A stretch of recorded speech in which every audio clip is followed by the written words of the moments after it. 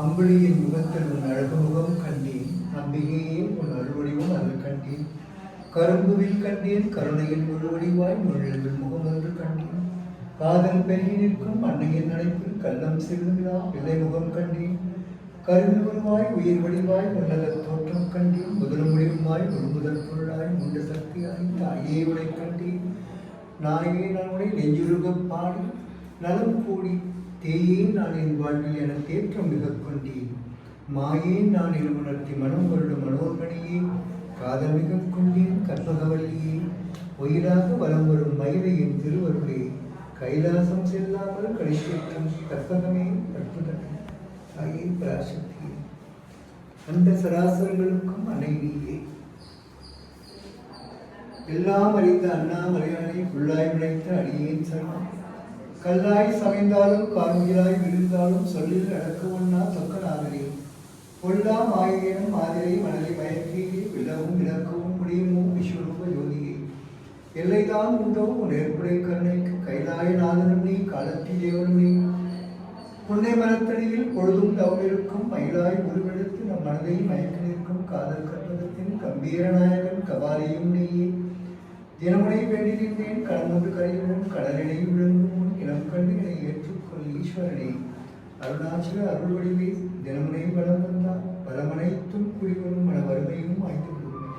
வருணனாய் என் மேல் வாத்சல்யம் பொழிந்திருவாய் கண்ணாய் அமைந்துவிட்டு அண்ணாமலையானே. உண்ணாமுறை என்னை உடன்முறைவோனே உள்நோக்கி உடைமுடனும் உண்மைதனை உணர்த்திவிட்டு சுமையோடு வந்துவிட்டு உன் உருவம் தனியை பதித்துவிடு. ஊதியே உச்சரிக்கும் உன்னாமும் ஜோதியே என்னுள் உரைந்திரவழி செய். அண்ணாமலையானே அனைத்தும் நீதான். அண்ணாமலையானே அனைத்தும் நீதான். இது நான் எழுதின பாடல் நல்லா இருக்கு சார். சும்மா அப்பப்போ நான் ரொம்ப படிச்சது கிடையாது. அதனால நான் எழுதின பாட்டையே சொல்லி நான் சுவாமியை கும்பிட்றேன், அம்பாரை கும்பிட்றேன்.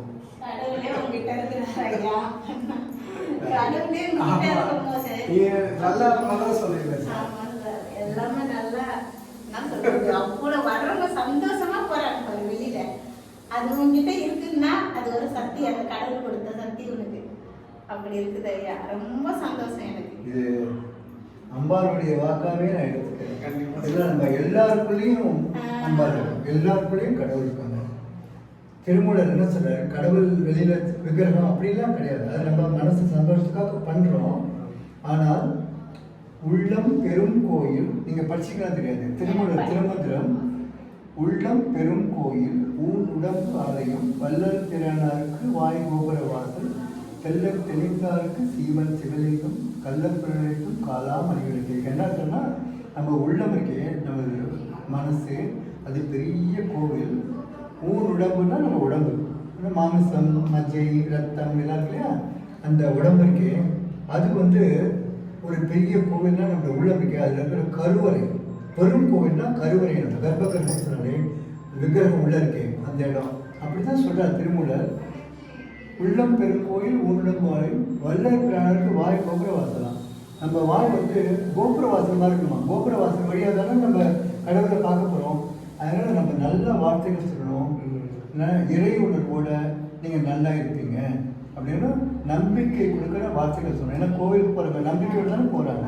அவங்க நம்ம வாழ்க்கையே மாறப்போகுது, நம்ம துன்பங்கள்லாம் போக போகிறது அப்படின்னு தானே போகிறாங்க. அப்படிப்பட்ட வார்த்தைகள் தான் அவங்க வாயிலேருந்து வரணும். அதனால தான் அதை கோபுர வாசல்னா. கோபுர வாசல்னா அதுக்குள்ளே போனால் கோவில் இருக்குது விக்கிரகம் இருக்குன்னு நமக்கு தெரியும். தூரத்துலேருந்தே கர்ப்பகிரகம் தெரியாது, ஆனால் கோபுர வாசல் தெரியும் இல்லையா. அது போல தான் நம்ம சொல்கிற வார்த்தைகள்லேருந்து உங்களுக்குள்ள ஒரு தெய்வம் இருக்கா அப்படிங்கிற உண்மை தெரியும். இதை நினச்சி எழுதிட்டார் திருமணத்தில். கள்ளப்புழக்கம் காலாமணி விளக்குன்னா நம்மளுக்கு 5 புலன்கள் இருக்கு இல்லையா, மெய்வாய் கண் மூக்கு செவின்னு சொல்கிறோம் உடம்புல. அதெல்லாம் கோவிலில் இருக்கிற பெரிய பெரிய மணி விளக்கு மாதிரி. விளக்குன்னா வெளிச்சம் கொடுக்கணும் இல்லையா. ஸோ நமக்கு ஒளி கொடுக்குன்னா நம்மளோட அறியாமை போகுது, நம்ம இருட்டு போகிறது. மனசுக்குள்ள எவ்வளோ இருட்டு இருக்குது உங்களுக்கே இதெல்லாம் தெரியாமல் இருக்குது. ட்ரீட்மெண்ட் அப்படின்னா ஒரு அறியாமை தான் இருக்கு இல்லையா. அந்த இருட்டை எப்படி போக்குன்னா அதுக்கு வெளிச்சம் வேணும். அந்த வெளிச்சம் தான் அந்த விளக்கு. உன்னுடைய மெய் உடம்பு அது இருக்கணும். உங்களுடைய மெய் வாய் கண் மூக்கு செவி ஒவ்வொன்றுமே அப்படி இருக்கணும் அப்படின்னு அவர் சொல்கிறார். இதெல்லாம் நினச்சி பார்க்க முடியுமா? 2000 வருஷத்துக்கு முன்னாடி திருமூலர் இப்படி ஒரு அழகாக சொல்கிறத நம்ம சண்டை போட்டுருவோம், பைத்தியம் மாதிரி சண்டை போட்டுருவோம். உன் கடவுள் வசி, என் கடவுள் வசின்னு சண்டை போடுவோம். நமக்குள்ளேயே கடவுள் இருக்காங்க, அது முக்கியம் அப்படிங்கிறது உடனாமையே கஷ்டப்பட்டு இருக்காங்க. அதான் நீங்க ஒவ்வொரு இப்போ வந்து சொன்னீங்க, நீங்க கடவுளா பல கடவுளா, எனக்கு எல்லாருமே கடவுள் தான். நான் இல்லை, நீங்களும் கடவுள் தான், அவரும் கடவுள் தான். எங்களால முடியலையே, எத்தனை இடத்த போத்த இந்த கடவுளால முடிஞ்சது யாராலையும் முடியலையே. எத்தனை இடத்துல நான் பார்த்துட்டேன். எவ்வளவு வயசுக்கு என் புருஷனை கேளுங்க, நான் சும்மா இதுக்கெல்லாம் சொல்லலையே. நிஜத்துல நைட்டு 1 மணி கூட என் புருஷனை தொந்தரவு பண்ணக்கூடாதுன்னு சொல்லிட்டு போய் ஹாஸ்பிட்டல் வாசல்ல படுத்துப்பேன். நகராட்சி அந்த சுனாமி கோட்டர் அது ஹாஸ்பிட்டல் தான், அங்க போய் படுத்துப்பேன்.